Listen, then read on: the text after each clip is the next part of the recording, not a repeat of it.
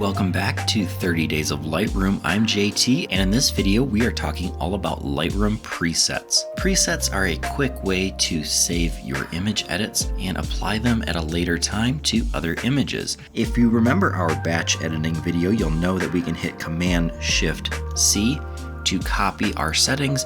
We can also sync settings across multiple photos in a collection, but that would be a little more difficult if, say, I would like to use this edit in a photo that I take maybe 6 months from now, maybe a year from now.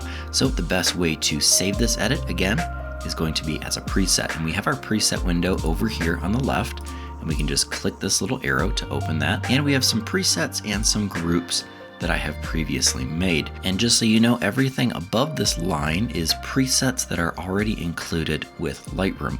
So you can just highlight over a preset and it will give you a quick preview of what that preset looks like on your photo.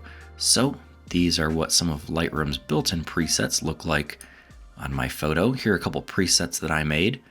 Here's the one I'm working on right now.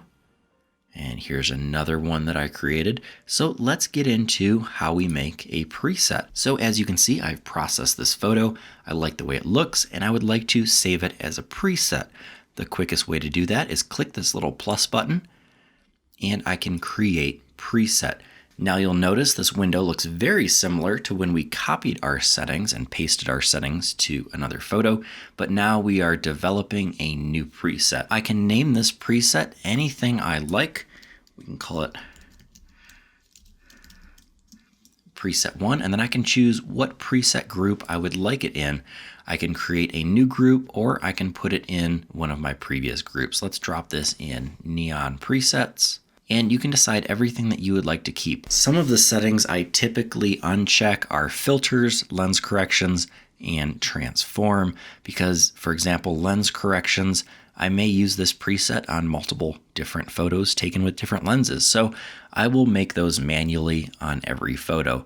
So other than that, all of our settings look good, and I'll hit create, and we just created our first preset. Now to find our preset, we saved it over here in our neon preset group, and you can see preset 1. So what I'm going to do is I'm going to find another photo that I have not processed yet. Let's click this one.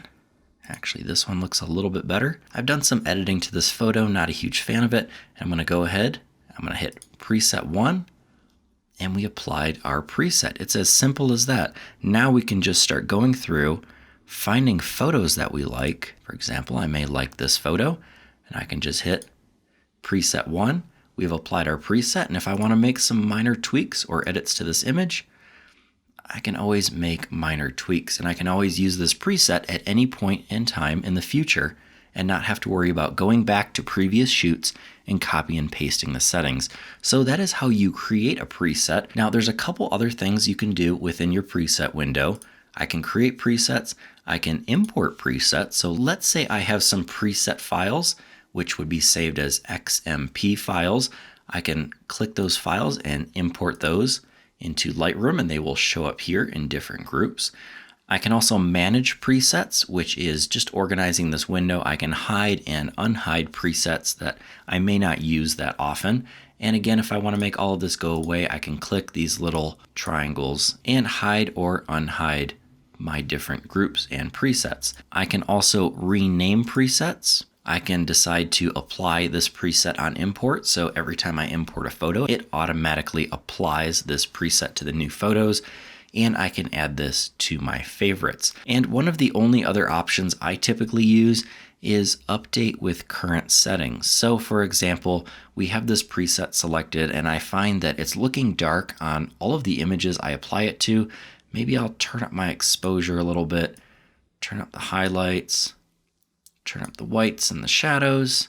That looks a little bit better. Now I can right click and update with current settings. It will give me this window again, can hit update, and now I have updated this preset. So when I go ahead and I apply it to new images, preset 1, and now it's not looking as dark as it originally did. So that is really everything you need to know about presets in Adobe Lightroom. If you learned anything from this video, be sure to give it a thumbs up and subscribe to Run and Gun for more photography tips, tricks, and hacks. Also, it'd be awesome if you shared this video with a friend who is learning Lightroom. And until next time, get out and go shoot.